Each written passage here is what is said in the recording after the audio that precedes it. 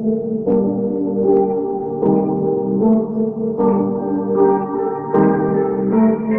Exposure Beats. It's time to teach ya a life of secrets from the mind of Lucretia, defying the creatures and smiting the demons that tend to lie and deceive us. They try to defeat you, but you can beat them if you believe.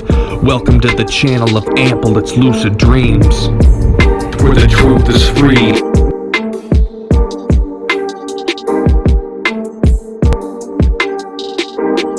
Hey guys, it's Lucid Dreams coming back with another message, Service to the Higher Minds. And today we're covering Revelations chapter 13, verse 7. And he was given authority to make war against them, and he was given authority over every tribe, people, language, and nation. Alright, so this one's actually kind of self-explanatory, but we're going to break it down somewhat, just a little more in depth and get to the grit of it. But he was given authority, so this is talking about the beast, and obviously he was given authority to make war against us. Okay, he's pretty much giving the authority. So this is telling us that God is allowing the beast to do these things. Some people might say, but why? Okay, so that's why we're covering this. But he's given the ability to make war on every tribe, people, language, and nation.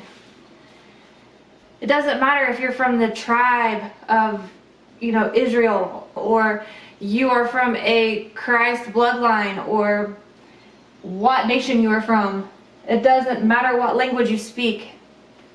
Okay, Satan has been given the authority to manipulate the minds of any person despite their race, nationality, color, gender, even their background, even their DNA.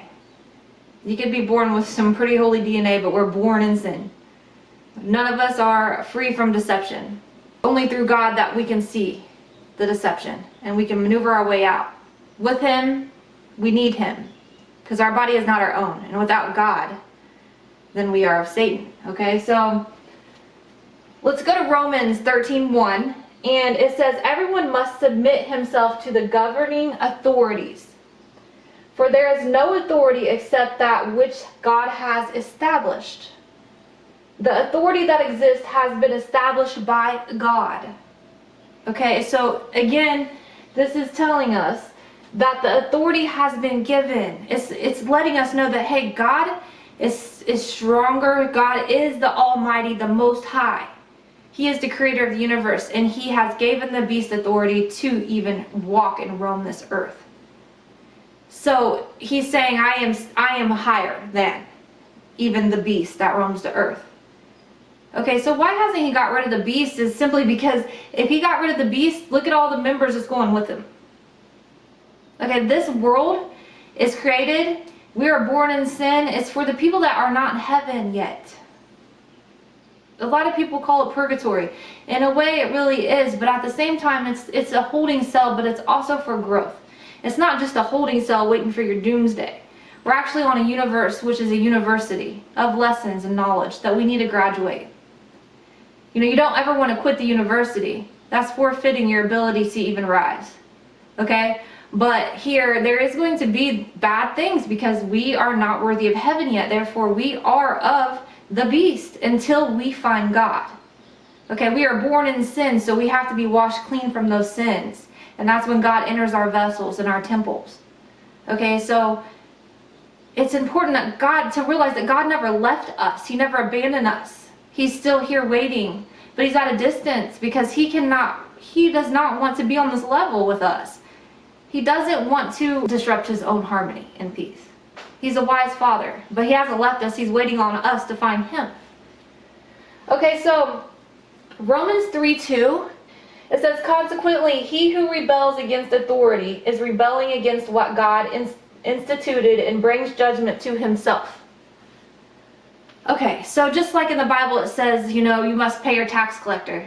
But at the same time, Jesus threw the table of the tax collector. It showed that he had, the only time Jesus showed any kind of anger towards anything is when he tossed that table. And it's because, you have to submit to the authority in which you are bound.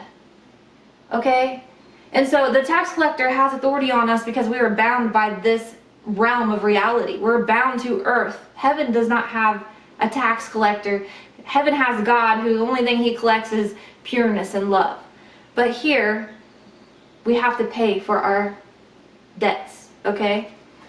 But this also means that he who rebels against authority is rebelling against what God instituted and brings judgment to himself. Okay, this is talking on a deep spiritual level as well, because if you are of Satan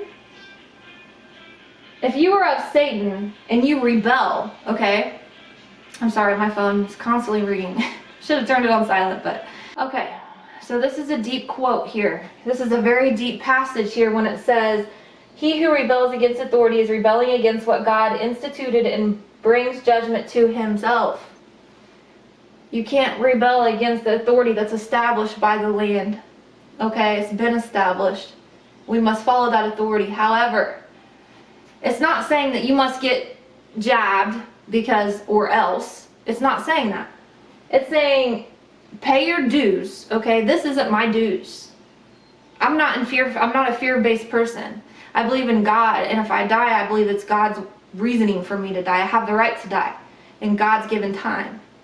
Okay, I don't need certain things to make me feel comfortable about fear. I mean, I don't need this to keep me alive. I'm still living, okay? And I don't have that jab. I don't have it, and I'm not dead, okay?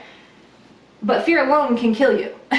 And I don't care if you have it or don't have it. That's irrelevant to me. I'm giving you my example because I'm not saying do everything they say. You know, paying taxes is a given. It's written in the Bible. It's always been established. It's part of the world, okay? As an establishment. The authorities as the kings are an establishment. It's a ranking of power. And so if you don't, okay, so right here it's saying those who rebel against authorities are rebelling against what God instituted. God instituted these things. God, Yahweh. He instituted these things. Think on holy things. You know, we covered this in previous chapters here, but if you need more information, definitely go to the last verse we just did. Revelations chapter 13, verse 6. But remain pure by following God, who will protect you from the unseen forces. If I rebel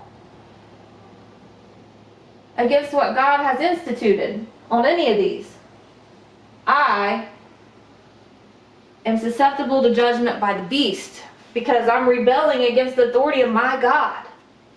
My God. Jesus. I'm not going to rebel against anything because that's what he instituted. Why would I bring judgment upon myself? Because by steering away from, doing these things, by steering away from controlling thoughts and remaining holy with the holy members within me, by steering away, I am bringing judgment to myself. I'm causing my own suffering. The judgment comes from my self-choice. I will suffer for straying away from my God. Now, that's the difference here. If you're on the beast system, the same thing applies. He who rebels against authority is rebelling against what God instituted, and brings judgment to himself. Okay, the people on the beast system are worshiping a false god.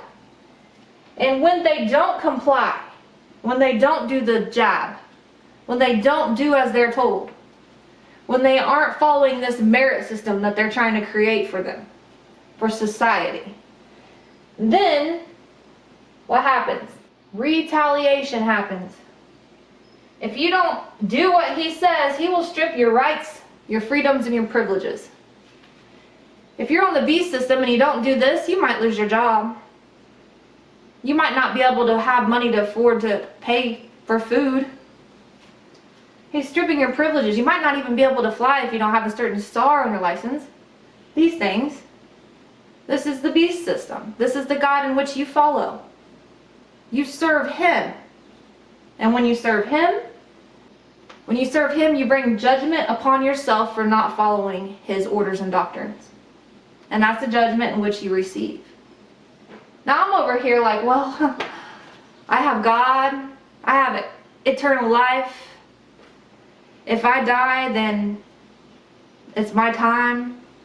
It's my time to rise and be with my Father. There is no such thing as fear, suffering, anger. It's only what you create by delusions.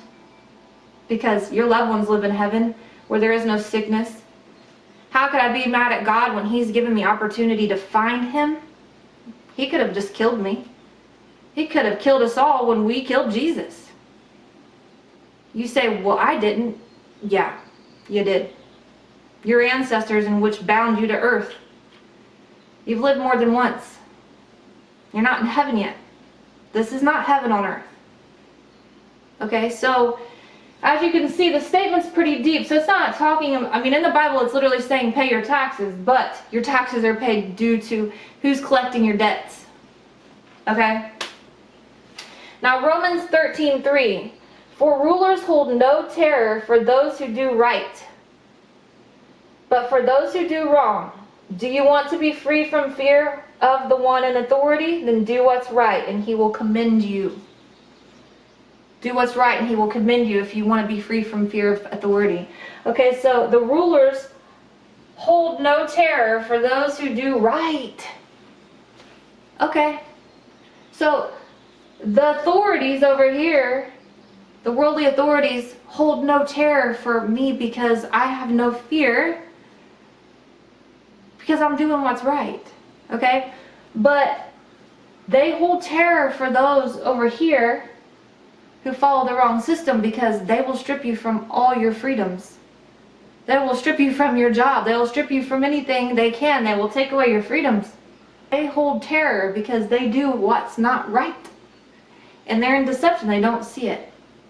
And that's just my opinion on these examples I give you. Whether I'm right or wrong is irrelevant. It's the point that the big picture is clear. Now, I'm not judging you if you have this. I'm totally not judging you. I'm giving you an example of my ways so I can explain how I see. But you could use any scenario you want. The answer is still the same. Who are you serving? Because we know that good thoughts, no fear. You know, there is no fear in heaven. There is no hurt in heaven. There is no anger in heaven. There is no eye for an eye in heaven. It's nothing but complete harmony and peace. There is no you do this or you suffer. In heaven, it's peace. If you are not in peace and harmony, then you're not in heaven. And you're subject to this imbalanced program where it's a polarity. What side are you on? And on top of it all, even when you're all holy, you got to find a balance. You can't just be like, oh, I'm holy. The pendulum don't swing that way, because you got all this down here and you're looking down on people. So you still have to keep everything balanced and in harmony. And this is what rises you. So I hope you enjoyed this, and we're going to go to Revelations chapter 13, verse 8 next. Stay tuned. Peace, love.